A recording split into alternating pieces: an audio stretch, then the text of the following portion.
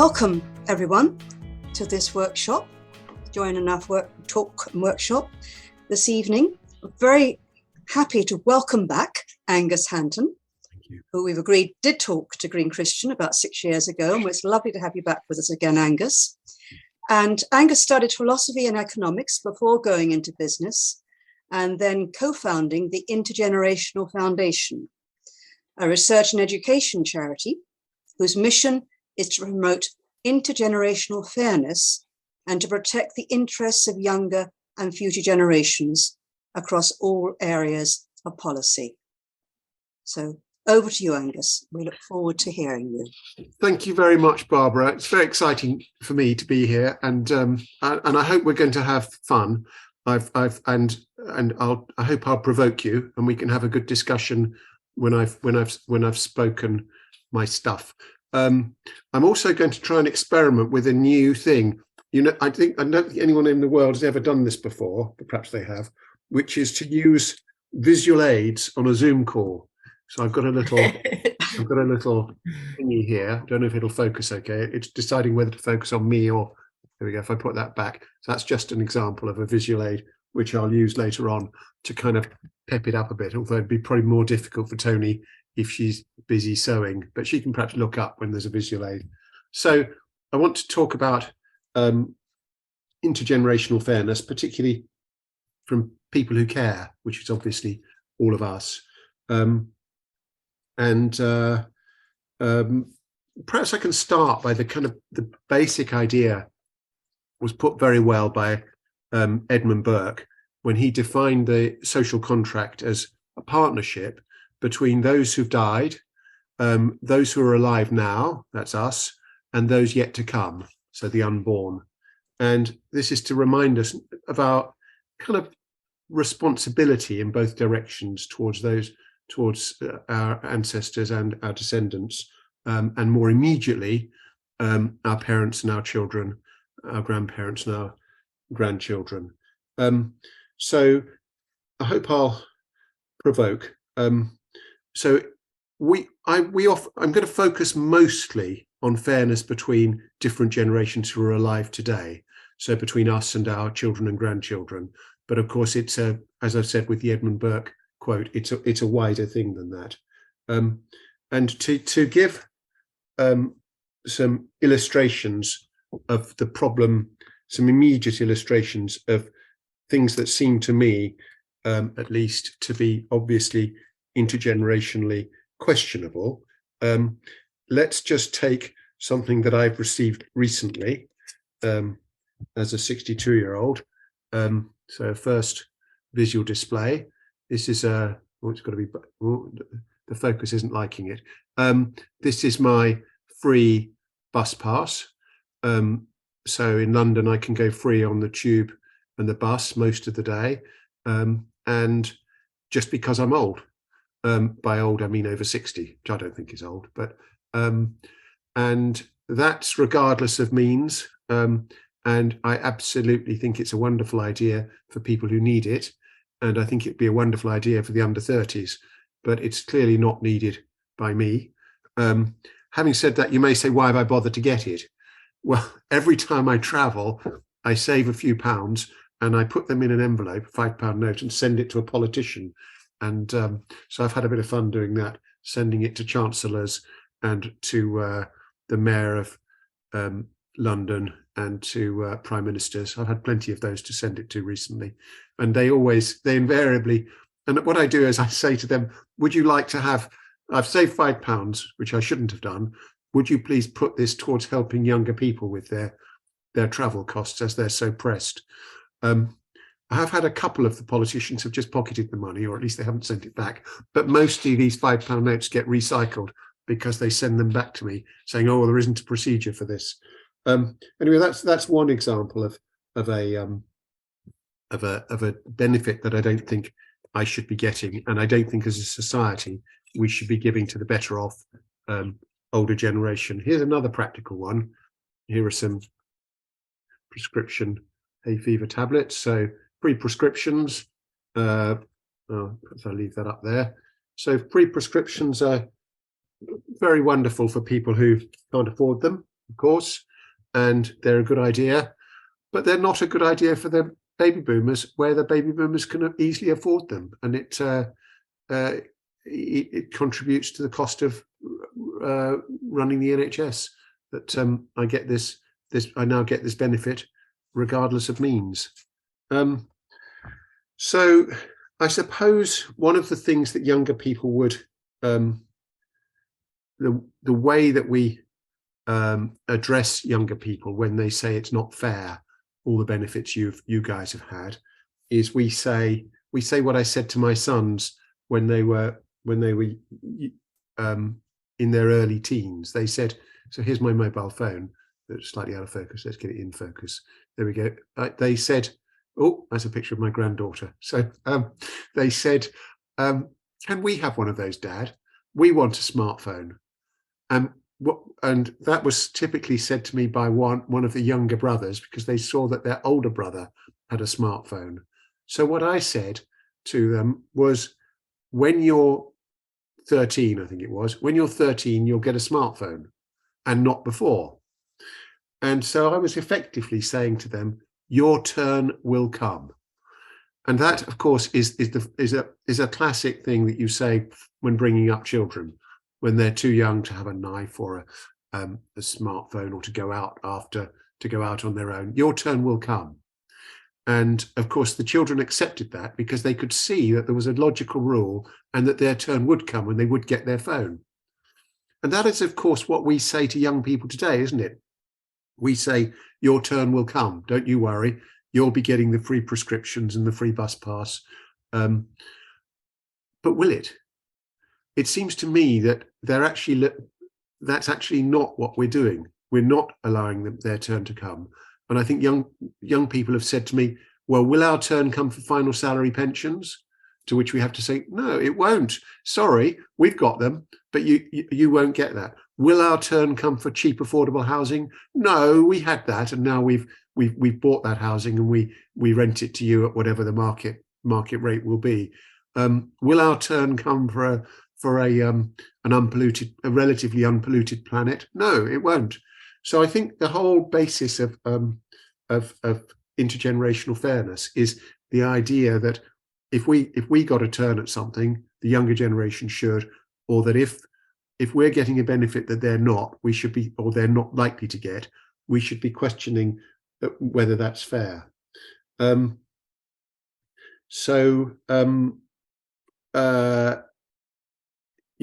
of the things, I think no talk to the Green Christians should be without a Bible reference. And in Matthew chapter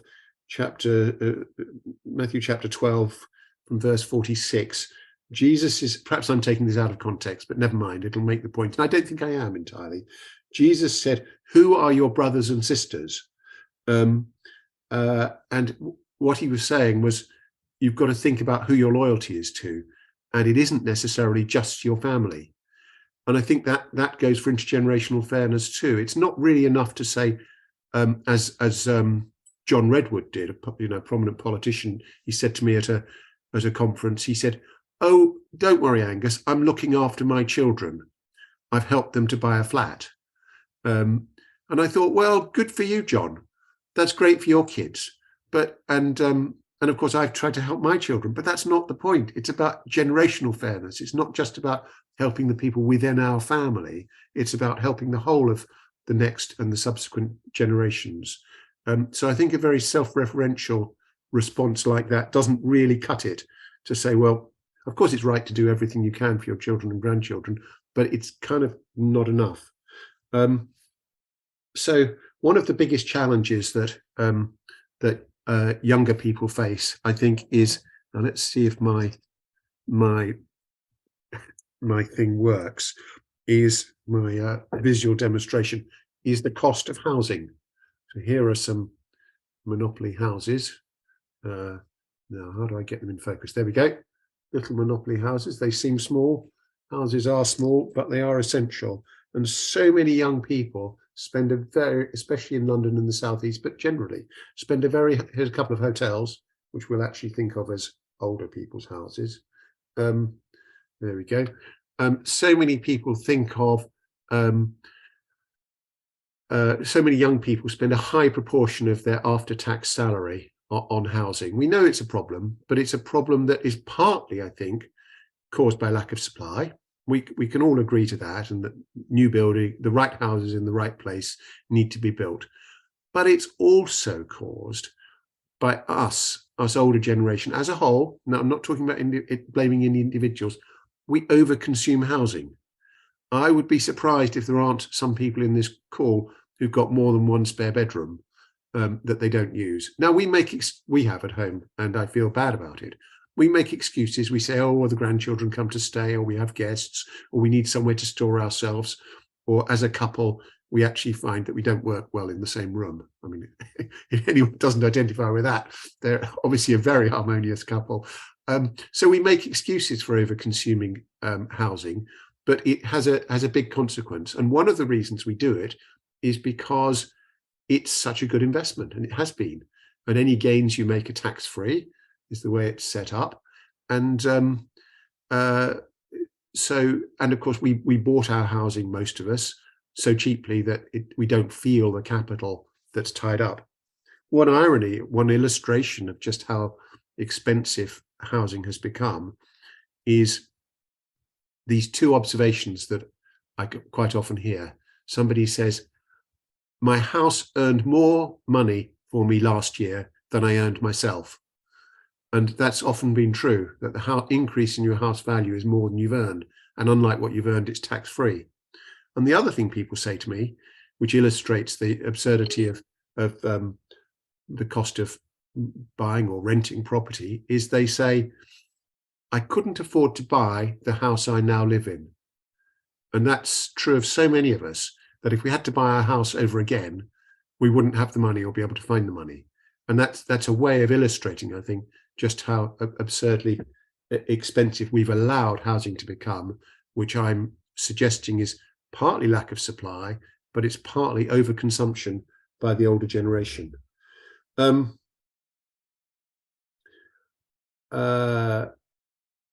Right, enough of housing. Let me talk about the tax system.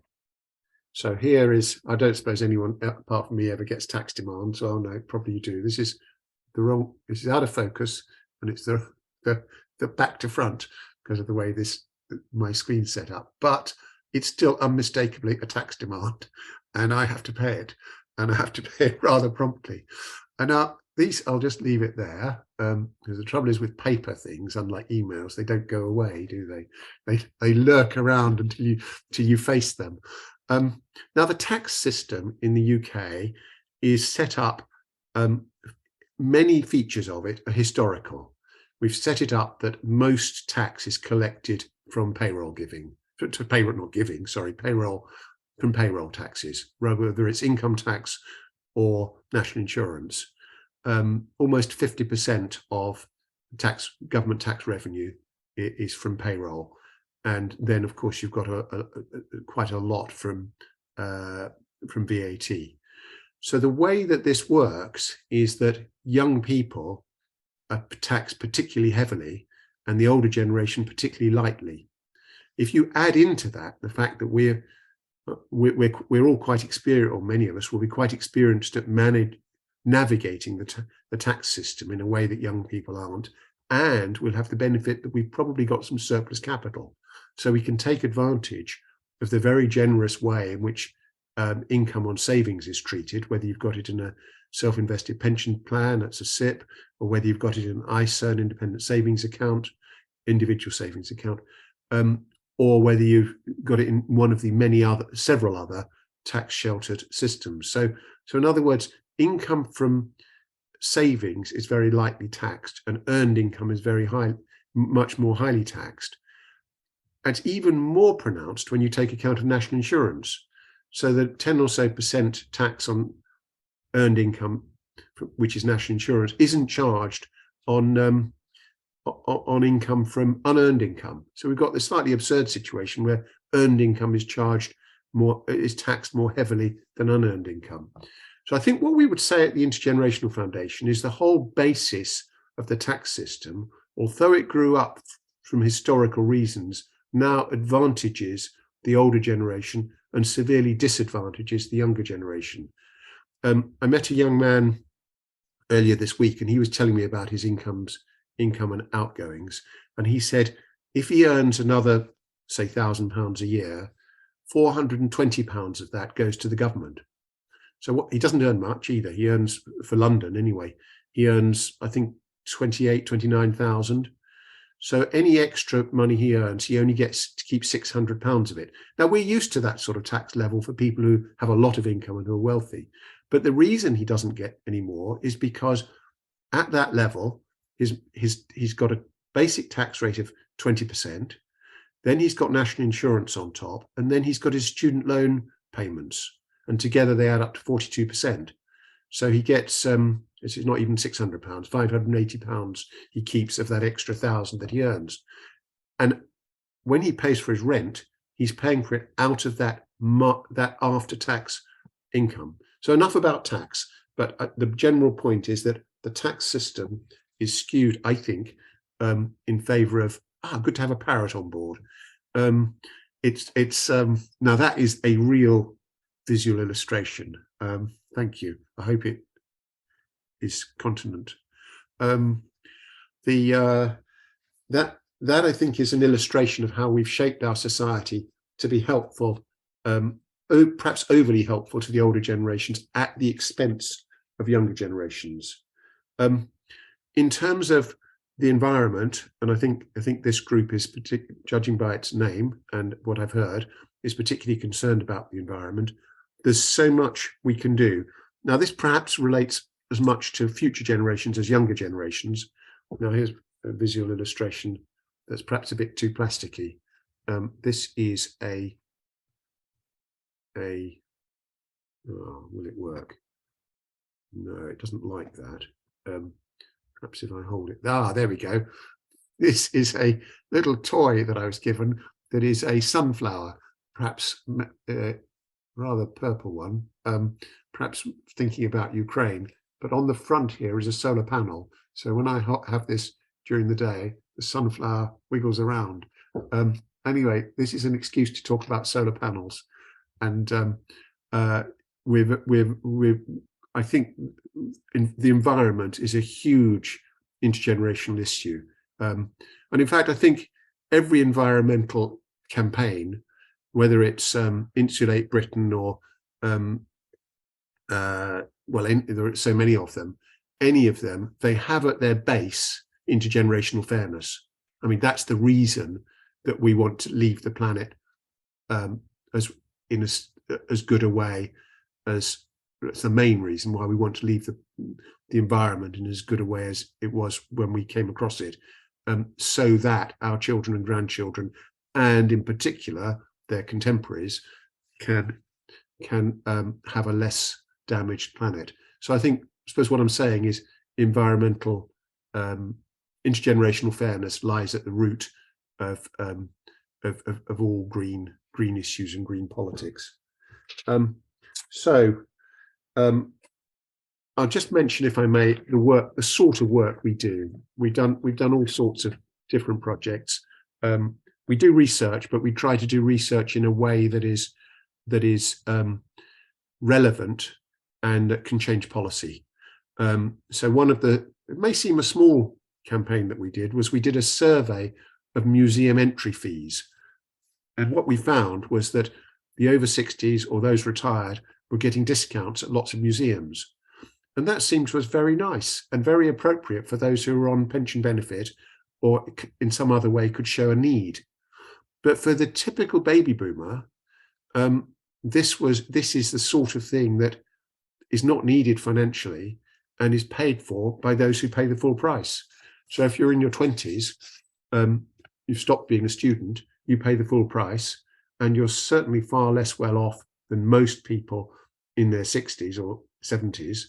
And so we did a study on this, and having studied it and found the extent of these, what seemed to us unfair discounts, we raised it with a number of museums, and many of them said, yeah, we've been wanting this as ammunition to persuade our trustees and others that we should change our policy. And several of them responded by saying, we're going to abolish the the older person's discount, except for where need can be shown, and quite a lot of them introduced a discount for under 30s. So that was one area of study that we did. We've done study on the cost of living crisis for young people and looking at their marginal tax rates. And a recent study we did that got quite a lot of coverage in the press was trains over planes. So this is very much an environmental one, to try to encourage policymakers to make it more practical and cheaper to use trains rather than planes. And it's very, within the UK, this is domestic journeys. Within the UK, a trip from London to Edinburgh takes almost exactly the same time by train as plane. So it's not a time thing, not a time saving by plane. The actual flight, of course, is quicker. But when you take it, I'm talking city centre to city centre, when you take account of the time it takes to get to the airport, you have to get there early to check through, and the time to at the other end to get from the Edinburgh airport to the centre, it's actually as quick by train. So all we need to do is A, encourage people to use the train, and B, press government and others to organise things so that it's at least as cheap to travel by train. Perhaps C, we also need to discourage strikes, but I don't think I'm going to go into that territory. You can have strikes you can have unreliability in trains and planes. So that's an area where, and of course, the reason we want to do that is to reduce carbon emissions from flying. How am I doing? How am I doing for time, John? That's fine. Yeah, no, please. Carry on, shall I? I've got a few more suggestions before we have a discussion, if that's okay. Yeah. Let me see. Yep. Okay.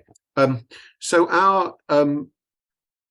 but I am near the end. So have questions and prompts and provocative responses or views ready. So our solutions, I think, we don't think they're easy solutions, by the way. We think this is a particularly hard problem to deal with, partly because my generation and above have become entrenched and entitled. And that's so illustrated by whenever a change, like, for example, a change to the triple lock, or a change to free bus passes, or a change to the tax system or the taxation of housing, whenever that's suggested, we see an immediate backlash. It's also difficult because our generation votes, and there are a lot of us. There are 12 million of us who are over 65, and we vote enthusiastically. It's not only that we vote, but we lobby.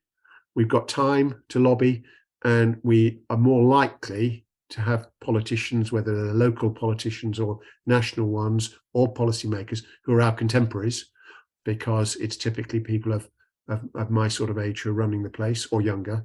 But nearer to my age than someone in their 20s. So we vote, there are a lot of us, and we lobby. And so finding solutions isn't easy. It's also difficult for younger people to do so, because it sounds like they're whinging. Even if what they say is totally right, it sounds like a whinge.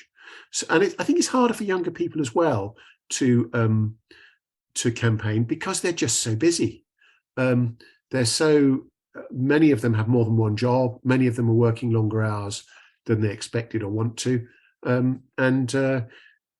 As we did at their age, they've got a social life, and they're willing to do some time campaigning, but only some. So our solutions, or beginnings of solutions, are, first of all, things like this talk and the publicity that we've had for our researches, is to increase awareness of the issue. We don't want conflict. We don't want intergenerational conflict, but there is a conflict of interest in many areas. So there's a difference between a conflict between the generation and a competition for resources. So we want more awareness of areas where things aren't really fair on younger generations. And secondly, we want a fairer tax system, a tax system that reflects things like the very high costs of renting for young people, and reflects, for example, they could pay their rents out of pre-tax income, or there are all sorts of ways it could be done, or a housing. There are a number of ways in which housing could be taxed more fairly and income could be taxed more fairly. You could have a charge national insurance on all income, whether earned or unearned. So first of all, greater awareness. Secondly, fairer tax system. And our third suggestion really is a system-wide thing. You know how when there's new government policy of any sort, they do a gender assessment, how fair it is on men and women, what the impact will be. They do an environmental impact assessment. What we would like to see is an assessment in terms of, whenever there's new policy, an intergenerational fairness assessment.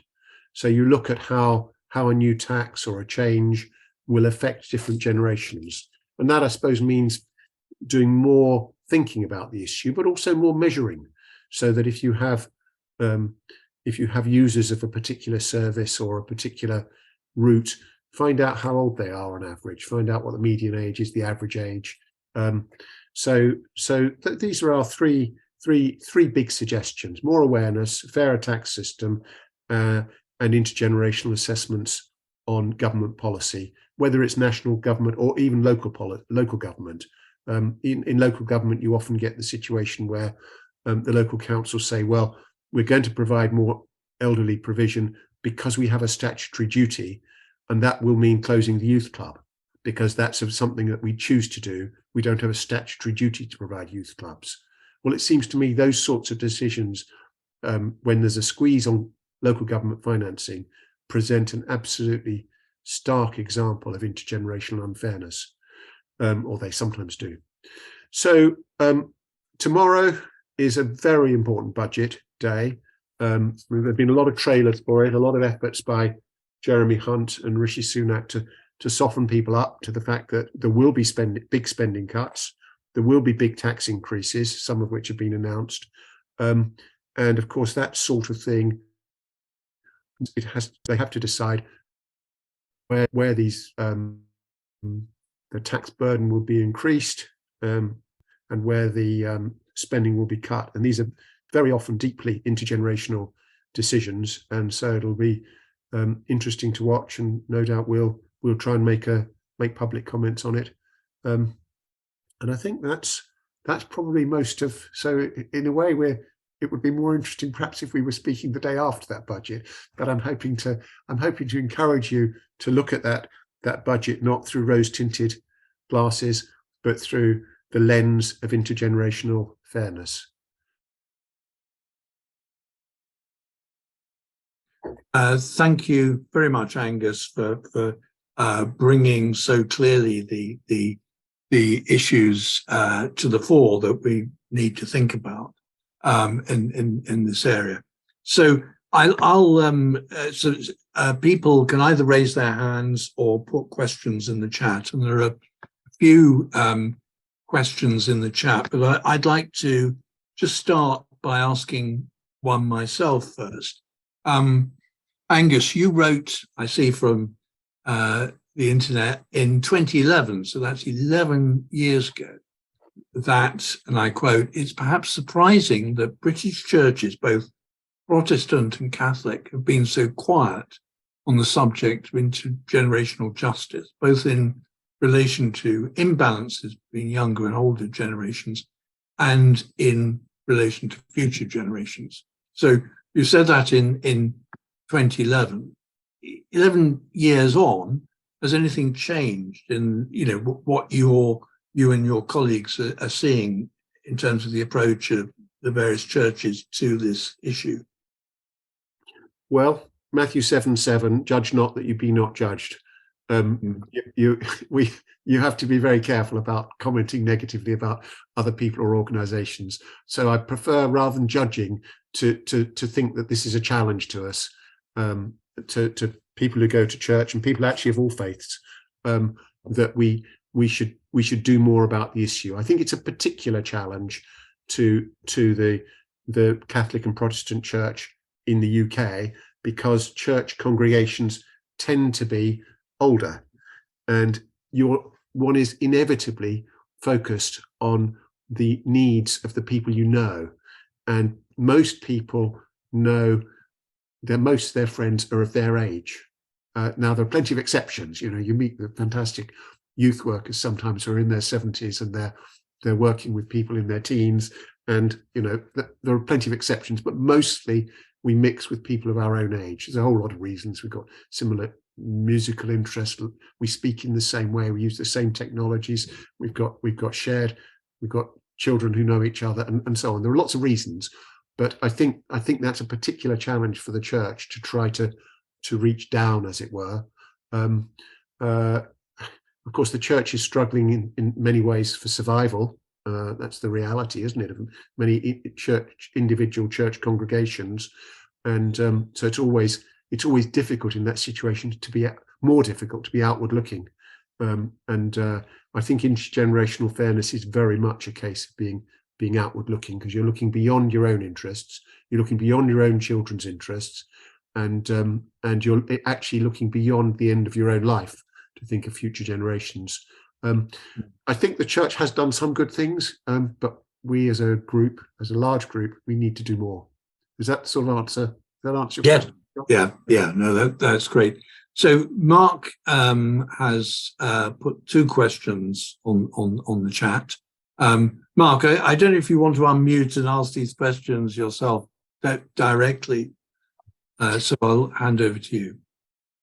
Okay, Angus, I was just wondering how the power of the markets dictates issues of intergenerational justice. Would you have anything to say to that?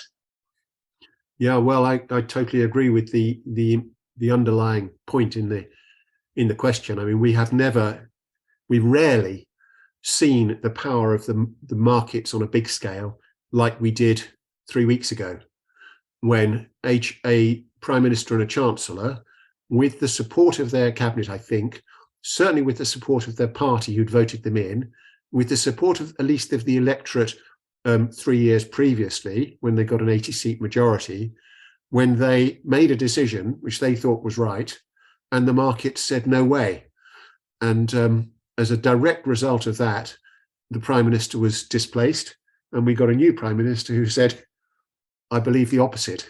And the country is with me. So we know how powerful the markets are. In terms of intergenerational fairness, there's the financial market and there's the electoral market. I've already suggested that the electoral market makes it hard because politicians need to appeal to those who will vote for them. And there is an argument that it's impossible when you have an older population. It's impossible properly to represent the interests of the younger generation, because the older generation will insist on having politicians that advance their interests. I'm not convinced of that, because I don't believe we're all so selfish, and I believe a lot of us have children and we want to vote in their interests as well as our own. In terms of the financial market, it's a real challenge when it comes to housing. Yes, because rents can be so high, and people will tend to go for those rents and charge what they know is not crippling but really penal rent to younger people, who then tend to become overcrowded. To summarise, I think the market has huge power, but I think the government has a big possibility of intervening through the taxation system and through policy, through planning policy. It could dictate, for example, that we create more homes for people to downsize into, so that, I mean, a lot of people who want to downsize say, but I want to stay in my same area. I don't want to live in a rabbit hutch, and I want to I want to have a nice place to live, but there isn't anywhere suitable. So that's an example where the market isn't satisfying a real need, but it could be if government policy through the planning legislation encouraged it. But what do you think, Mark? Yeah, well, I agree with you that the power of the market was really quite terrifying. I mean, I don't agree with Liz Truss's worldview in any way, but she was the head of the government, and basically she was sort of kneecapped by an unelected group of people in financial markets who really don't create any value themselves. They just borrow money to speculate or gamble, you might say, and make their income that way, which in some cases is vast and doesn't seem to have any value, and that seemed to be sucking the whole or driving the whole inequality agenda in the global north, certainly in the Western world, and probably in many other countries as well. That's really leaving a situation for future generations to try and clear up with very little room for manoeuvre, unless we start to roll up our sleeves now and make exactly the regulation, government intervention and changes that you suggested. I think that's a very pertinent issue for right now, and I mean, you can include all the climate issues in that. The decisions that are not made now are closing down the options for younger people when they come to positions of power and have to make decisions, or future generations even more so. Absolutely.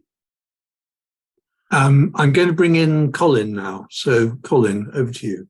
Yes, hello, everybody. Thank you very much for an interesting and, yeah, indeed provocative talk.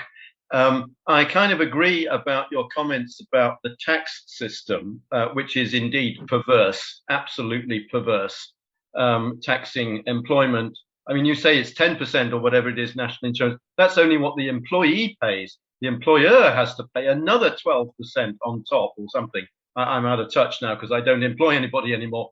That is really ridiculous that we basically have a 40% tax on employment and only a 20% tax on unearned rent, as economists call it. What I get off my savings, the flat that I own, in addition to where I live, that I rent out, and so on. It's absolutely perverse. So I'm really with you on that. However, I kind of disagree a little bit about some of your other comments, and I feel that perhaps you're conflating to averages or to typical. You talked several times about the typical baby boomer. Well, what is the typical baby boomer? Maybe I'm one. I'm not quite sure what the age is. I'm 67 now, so I'm getting my state pension just, and you know, I'm doing all right in that sense. But my personal situation is probably a little exceptional. You know, there are a lot of very poor old people. And I would suggest to you that you gave John Redmond as an example, whatever his name is, the politician guy. In Redwood, yes. Redwood, that's right. Redwood, right-wing Brexiteer and all that. He transfers money to his children. Well, because he's got lots of it. I mean, I'm transferring some money to my children because I've got a modest amount of it because of inheritance tax, which is the one element of the tax system which attacks wealth. Nothing else taxes wealth. And that's an issue. It's about wealth as well as income. The actual median income for the average British person peaks in their 40s. So in that basis, on the basis of earnings, actually it's not when you're old, it's when you're in the mid-career, you've got promoted and so on. But that's an average. I'd suggest that the bigger difference, rather than the difference between generations, the biggest differences are partly regional, which is something that we noticed on the Plenty course, John, thank you. The regional differences between London earnings and the 9 places in the rest of the UK that 9 out of the 10 poorest parts of Europe are in the regions of the UK. So it's regional, and particularly it's a class difference. So basically the intergenerational theft has been carried on by the middle and upper classes. The working class old are potentially very poor and in bad circumstances, and usually in social housing. Okay, can I come back on a few of those? Yeah, sure. I don't actually disagree with anything you've said, but I can clarify. Baby boomers are typically thought of as anyone born between 1946 and 1964. So during that period, so that would definitely include you and me. I'm 63 next week, 3 weeks. We're baby boomers, and And the reason they're categorized in that group was because although they differ between the older and younger baby boomers, they've got a lot in common. They all found housing cheap. They all found employment easy. They all had cheap relative to now. They all found employment easy relative to how it has been at some stages later on. If they went to university, and relatively few did, more like 15%, depends what you count as university, more like 15% than 45%. So, but if they went to university, it was free or better. They were paid. They were paid a grant to go, and they typically, if they got a job with a large company, they got a final salary pension. So that's the group of baby boomers. I totally agree with you that wealth is very lightly taxed, if at all, and that is that contrast with how income is taxed, and of course it's the older people who have the wealth, as you rightly say. Not all the older people, but I should say very few of the younger people. So if you're going to say it's not right to say all older people are wealthy, but it is right to say almost all wealth is with the older generation. And because, I mean, wealth in this country, we have there's about 10 trillion pounds of wealth, and about 4.5 trillion of it is in housing, and about 4.5 trillion is in pensions. And that's, so in other words, 90% of it is in pensions and housing. And we know from personal experience that is with the older generation. In terms of what's changed, in terms of older people in poverty, huge issue. We really care about it. And people on pension, we're in favour of increasing pensioner credit and doing more for poor older people. So we're not against older people at all, but we're in favour of more fairness between the generations. And one could do that you could do that without charging younger generations more in their tax, but by doing exactly what you're talking about, a bit of a not a huge class distribution, but a certain amount of class distribution from people like my mother, bless her, who's 90, who gets a state pension. Well, she does not need it. She has plenty of income and assets, and yeah, she pays a bit of tax on it. That's true, but she really shouldn't be receiving that at all, in my opinion. But that's just my view. I haven't told her. Perhaps I should, but it won't make any difference. And that money could be used to increase pensions for those, state pension for those who need it, and those who or increase pensioner credit. But so what I think what you've done, Colin, is you've suggested different ways of looking at society. It's very sort of intersectional, isn't it? You can look through the class lens, which is clearly very valid and important, and we've all used in thinking about society and should carry on using. You can look through the regional lens, which is again really important, and for someone who lives in Newcastle, London is a different country. I get that. I often go to Newcastle and Sheffield, and I travel around a lot for various reasons. And you can look through the intergenerational lens. So I suppose in a way what I'm saying is it's not instead, it's an additional, an important lens through which to look at fairness in our society. Sorry, John, that was a long answer. No, that's... Colin was provocative. That's great. Barbara. Right, it's somewhat along the same themes, Angus. The lumping pensioners in one lot is not a good thing to do. I'm the baby boomer generation on the older end of it, and so I've had pension since the age of 60, and I don't pay national insurance. Just one of my real bugbears. People of my generation paid national insurance okay when we were working, but we don't, now that we're retired, we don't pay that. And yet we are of the age that is more likely to be having to use the National Health Service. And so, although we're not paying anything into it anymore, we're taking more out of it, and our care is being paid for, partly by what we put in, but largely now by the younger generation who don't have all the other advantages that you've told us about.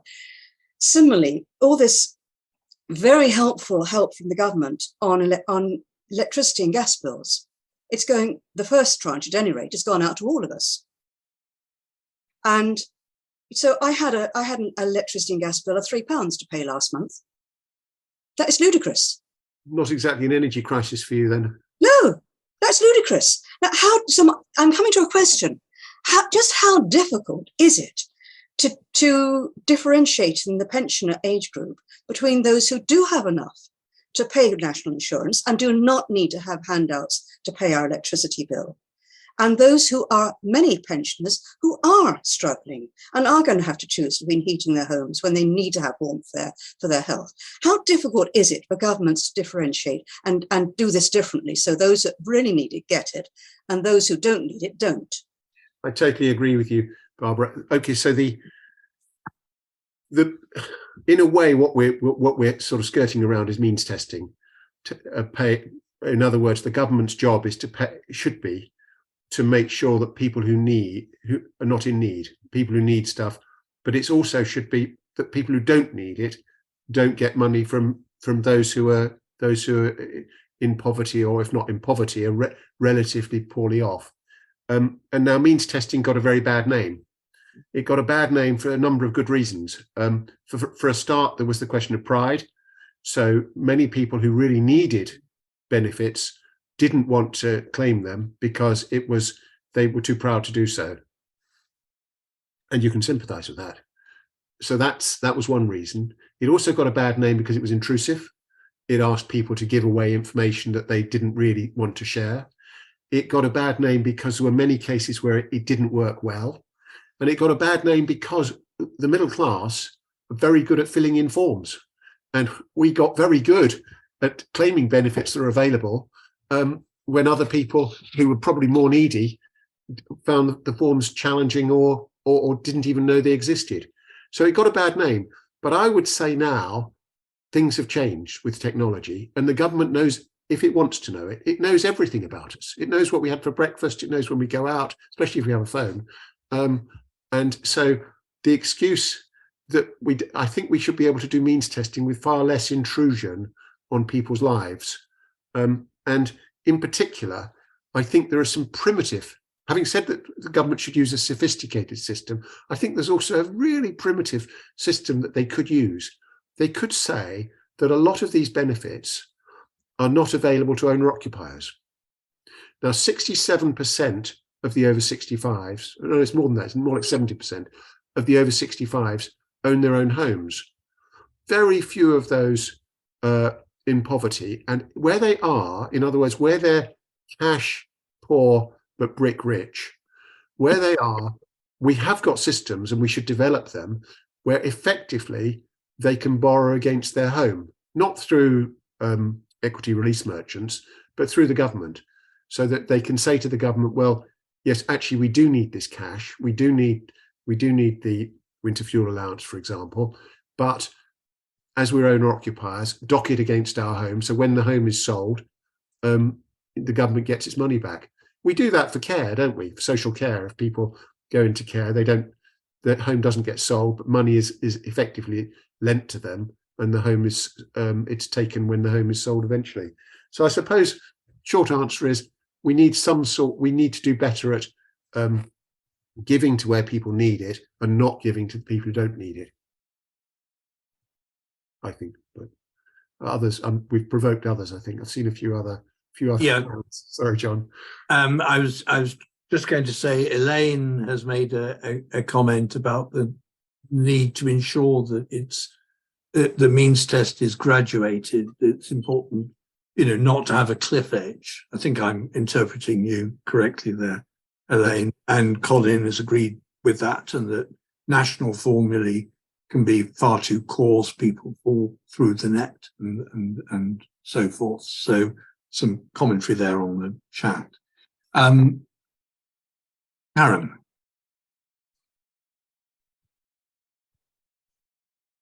Hi, I'm going off on a slightly different tangent. I'm aware that Lord John Bird of the Big Issue fame has been lobbying for a Future Generations bill, and I have it in my head that the Welsh Assembly was looking at something similar. And I just wondered whether there are any other high-income country governments that are have taken this on board and are actually doing some work on it. Thank you. Yeah, good questions. John Bird, yeah, he came to our last Intergenerational Foundation fundraising dinner and spoke very entertainingly. And as a result, I always buy the big issue when I get an opportunity now. But he is trying to. He's decided that, having been a slightly implausible Lord, as he makes clear, he finds himself feeling slightly out of place in the House of Lords. He's not posh, and he's very keen on getting things done. I'm not saying some of the others aren't, but he feels, he said himself that he feels out of place, but it doesn't stop him realizing it's the place where you can get things done. He wants to introduce this bill that you've mentioned that is quite close to what I was saying about intergenerational assessments, that forces the government to assess measures for their intergenerational fairness. So we're hugely supportive of what he's trying to do there. The Welsh Assembly had an intergenerational fairness ombudsman, so she or he can intervene on certain sorts of issues, and it gives them a sort of power to swoop in and say it's not right to build that nursery next to a motorway because of the air quality for the children, or issues like that. And they, of course, with its Welsh Assembly, there are only certain issues they can intervene on, but there are quite a lot. I mean, Welsh Assembly has a lot, like the Scottish Assembly has a lot of power, or considerable amount of power. Yes, some other countries introduced. Hungary had an intergenerational ombudsman, and he had in this case, he had the power to intervene on issues and to raise issues. I think the idea, there are 2 or 3 different ways of interpreting the role of such people in a constitution. One is to say that they are raising issues which otherwise wouldn't get raised. Another is to say they're speaking for young people. And another is to say they're speaking for the unborn. We're very keen to give voice, whether it's through an ombudsman or through an Intergenerational Fairness Act like John Bird's proposing. We're keen to give voice to those who otherwise can't speak. I mean, one way to do it, which has been tried in at least one South American country, is to let mothers have 2 votes, so they can vote for their underage children. So it's an interesting area of discussion. And actually, even if whether they have the votes or not, it raises the point. It makes the electoral, the political establishment start to think, oh, blimey, are we representing everyone fairly? And another way of doing that is to question at what age people should vote. I mean, we're very much in favour of the Vote 16 campaign. I think in Scotland for their referendum, they had people voting at 16. We'd hope that would be a precedent, but it's not obvious to me even why you start at 16. One of the German professors who's campaigning in this field said to me that he's got a proposal that people should be able to vote as soon as they want to register. So if a 12-year-old feels he or she is ready to vote, they go to the voting station and register. Why not? They're a person. When they're young, they may be influenced by their parents and their friends and school, but we're all influenced by outside things. So I think we would widen out your question and say, actually, we should be looking at all ways to get representation by those who are not properly represented. I'm really, I suppose, expanding Karen's question a bit, just to ask, are there any countries around the world that are really role models for the UK? Is the UK problem, this is another question, I suppose, is the UK problem in this area particularly bad, or are there other countries that are, much more inequitable in intergenerational terms than we are? How do we compare? Okay, that's a hard question to do objectively, but my sense is that we're doing pretty badly. And it's not, you might say I would say that, wouldn't I? But I can give some objective examples. So in Australia, when you contribute to your pension, the money goes into a real fund. They call them superannuation funds. So there's real money there. What we've done as a country, so I'm mentioning pensions because it's not an area we've covered much. What we've done as a country is we've said, we'll use the money that you put in for current expenditure for the current generation, and we'll make promises to the current generation for the younger generation to pay. So that's true of it's actually true of a lot of final salary pensions for the government ones, and it's true of the state pension, which is an enormous liability now. If the entitlement to state pension was paid out, it would cost about £6 trillion. So a huge amount. That's about twice. It's round numbers is about twice the GDP, all the turnover of the whole country over 2 years. So those are commitments that we've written checks on the checkbooks of the younger generation, and they either don't realise it, or even if they realise it, it doesn't matter. We've written the checks, and so they would have to decide either to dishonour the checks as a group and tell us that we're not entitled, which would clearly create huge strife, or they have to say, "Come on, guys, moderate this." And so, in that sense, I think I'm only comparing two countries, Australia and the UK, and I'm only comparing them in pensions. But I think we do far worse. I think we've tended to build up liabilities with much less regard for the future than many other countries. I think some of the European countries are Germans and Swiss, it might be part of their mentality, are much more prudent about what debts they're swinging onto their children and grandchildren.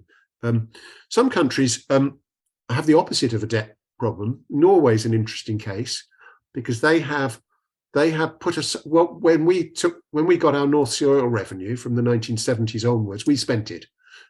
Some of it was well spent on infrastructure, a lot of it wasn't, and certainly it's all gone.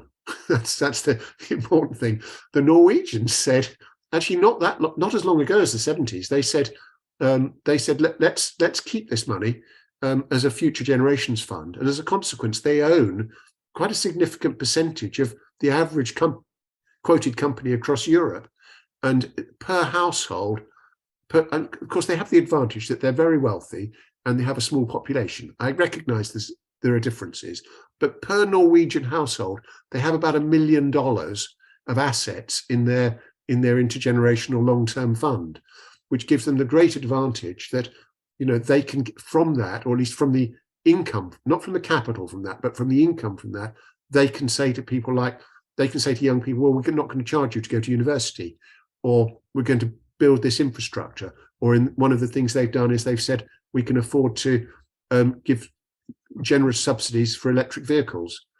So that's the good side of what the Norwegians have done. The less good side, you may say, is where did all this money come from? It came from taking hydrocarbons out of the North Sea. So there are, from an intergenerational point of view, there are two sides to that coin. So John, it doesn't really answer your question, and you've raised something which I think would be a really interesting thing for us to study, which is to find a way of measuring intergenerational fairness across countries. And I'm going to take that back to my group and ask them whether they think that's feasible. I mean, we probably couldn't do all 180 countries in the world, but if we just did the OECD, or if we just did 20 countries, that would be that could be a very interesting study. Yeah. Thank you. We're getting near to the end of our time allocation, but John Daniels, you've got your hand up. So yeah. Yes, thank you, John, and thank you, Angus, for reminding us about some of the injustices around us that we take so easily for granted, really.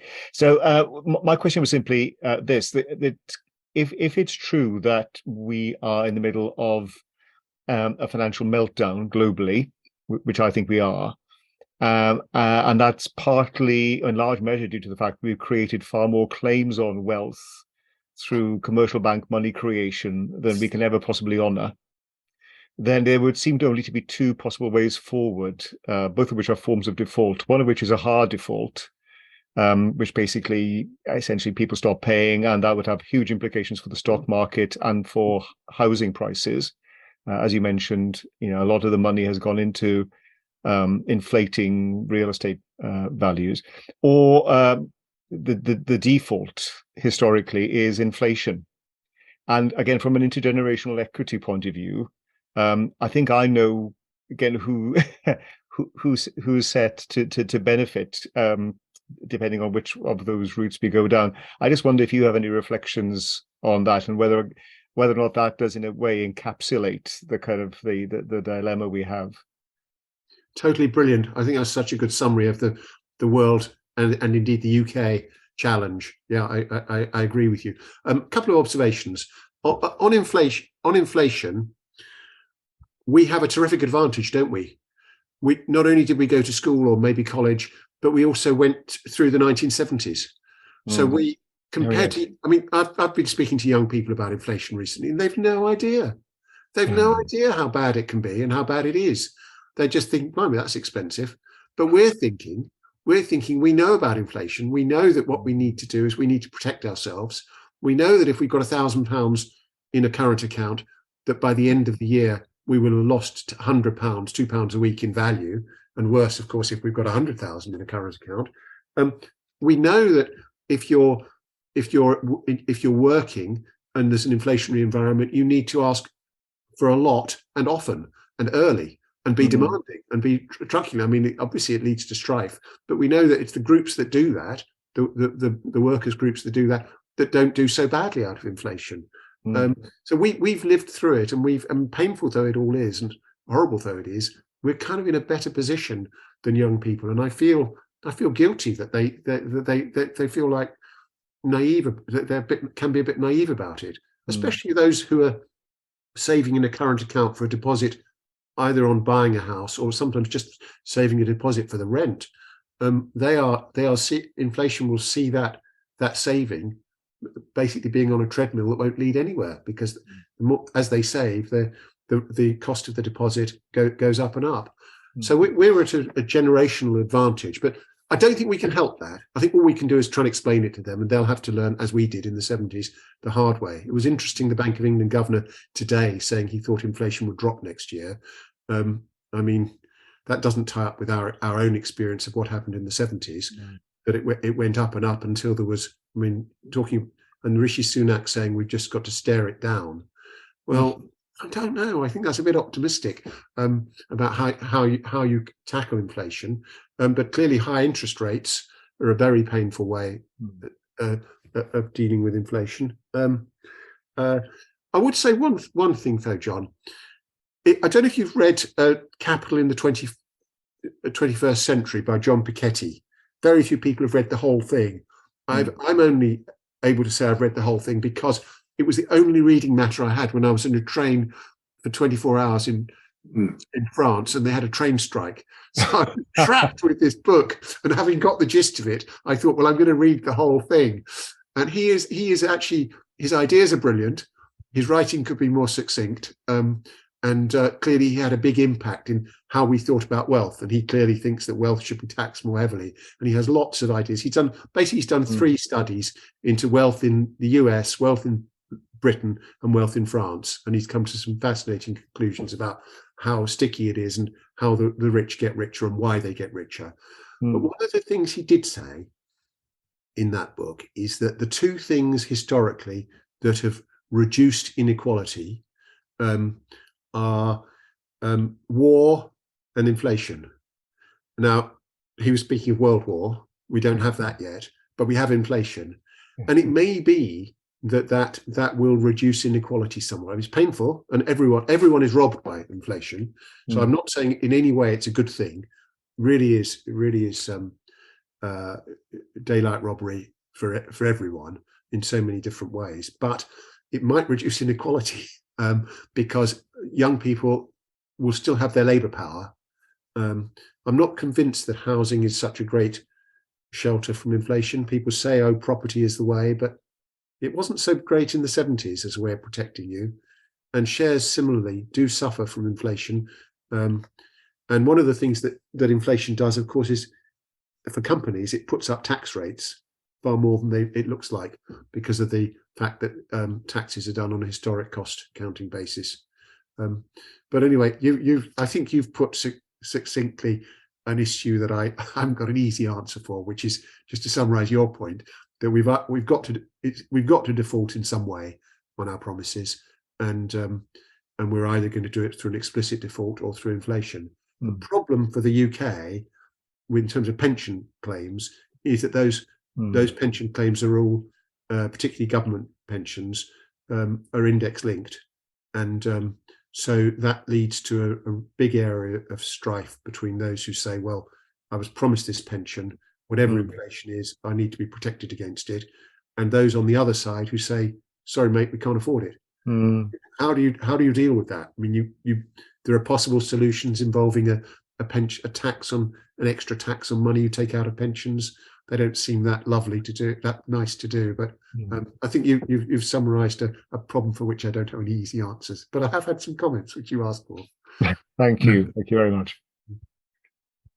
Okay, are there any other questions, comments that people would like to make while Angus is with us? There are various things going on in chat. Is there anyone who wants to say something finally before we close? If not, Angus, thank you. Oh, yes, Amanda. If you could unmute and then. Thank you, Angus, for your talk. It's been very interesting and very thought-provoking. Some of the things I can understand where you're coming from, but from my perspective, I am a baby boomer, which I didn't realise, but I do now. And I remember when I left school, I worked very hard, I had jobs, and I even had 2 jobs, and I paid lots of tax. But to be honest with you, I didn't really mind. I didn't mind that I was paying that taxes because I enjoyed my work. I think there's that element where people don't enjoy their work. The second part is, unfortunately, I became disabled. And so now I wasn't able to buy my house and I'm dependent on benefits. So with regard, and my electric bill is extremely high because I have a lot of adaptations and aids that help me for my quality of life. So I think everybody's circumstances are different.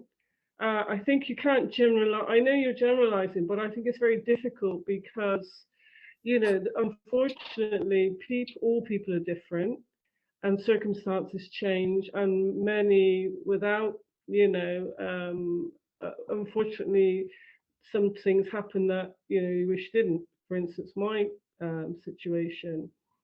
As regards to the young people, I have a son. My son is 26.